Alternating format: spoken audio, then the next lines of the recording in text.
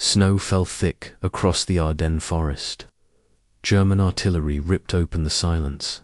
Shells slammed into American positions, tearing through trenches, command posts, and supply lines. Within minutes, defensive lines that had been quiet for weeks were collapsing. Panzer divisions surged forward through smoke and snow. Columns of tanks rolled west, engines roaring, headlights cutting through the storm. American units scattered. Some fought desperately. Others were overwhelmed before they could organize. Prisoners were taken by the thousands. Entire positions vanished in hours. For German commanders watching their maps, everything looked perfect. The breakthrough was real. The Ardennes, long considered too difficult for a major attack, had been smashed open. The road to the Meuse River lay ahead. Beyond it waited Antwerp, the port that supplied the entire Allied advance. If German armor reached those bridges in time, the Allied armies in Europe would be split in two. The offensive that began in secrecy was becoming a runaway success. The Germans were winning, but something they never planned for was already moving. If you enjoy real war stories told without Hollywood myths, make sure you're subscribed. It was December 1944. The Ardennes Forest in Belgium was supposed to be quiet. After months of brutal fighting, American divisions had been rotated into this sector for rest. The terrain was rough, thick forests, rolling hills, narrow roads. It had seen little major action. Because of that, it was considered safe, a place to recover. The American line stretched nearly 70 miles, thinly held. Some units were green troops seeing their first combat. Others were veterans pulled back, exhausted and under strength. Supplies were light. Defenses were basic. German planners had studied this sector for weeks. They mapped American positions, tracked patrols, intercepted radio traffic, and what they saw was weakness. To them, the Ardennes wasn't an obstacle, it was an opening. If they struck here, surprise was guaranteed. This was supposed to be the easiest place to break through.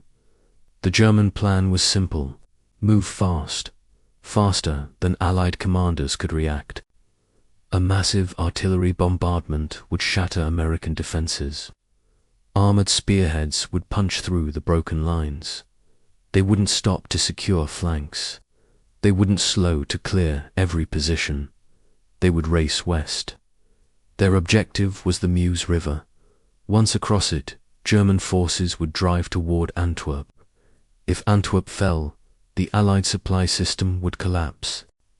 British and American armies would be cut off. The war in the West could be turned around, but everything depended on speed. The Germans believed American resistance would crumble. Green units would panic.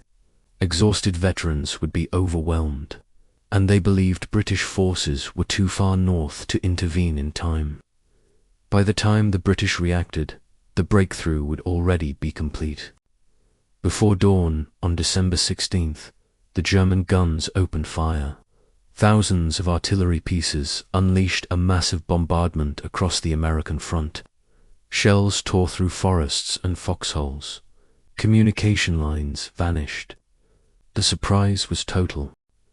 Many American units were hit while still asleep. Then the panzers surged forward.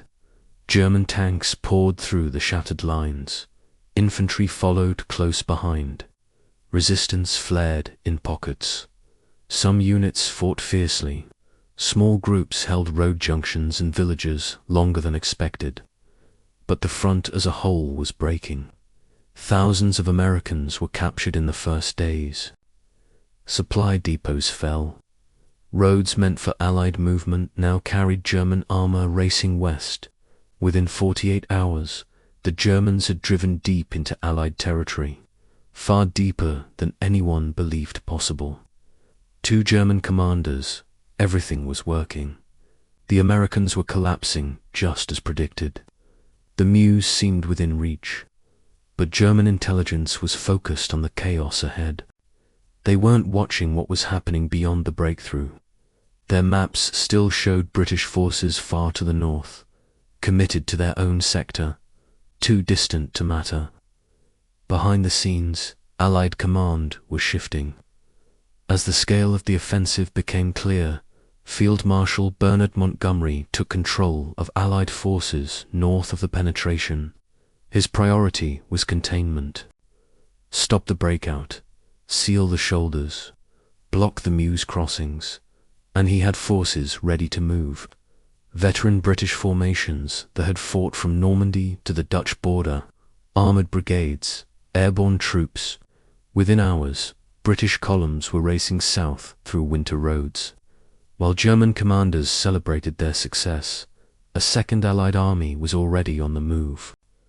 The first German scouts approaching the northern edge of the breakthrough expected open ground. Instead, they found armor ahead. At first, they assumed it was American. Then shells began landing.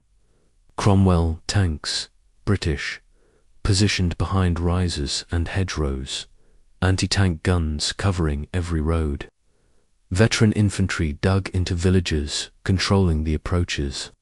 This wasn't a collapsing defense. It was a prepared line. One German officer later wrote that they approached what they believed was a gap in the American front. Scouts reported armor ahead. When contact was made, they discovered it was British. They did not fight like the Americans they had faced for the past week. The shock rippled through German command. British forces weren't supposed to be here. The advance slowed. Columns paused. Orders changed. The race forward was turning into a fight. Those British units were the leading edge of the 30th Corps. They formed a defensive screen across the northern shoulder of the breakthrough.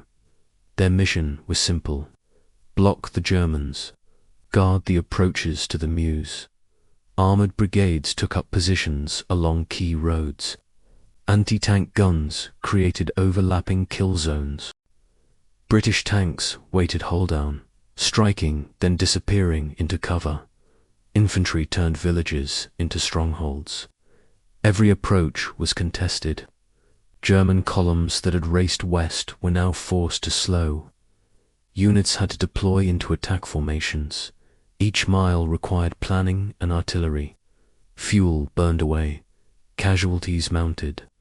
The lightning strike was turning into a grinding battle.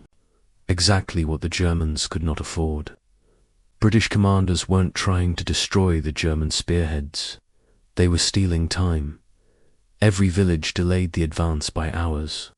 Every attack drained fuel. Every stalled column lost momentum. And while German forces fought the British screen, the battlefield was changing. American units reorganized. New defensive lines formed.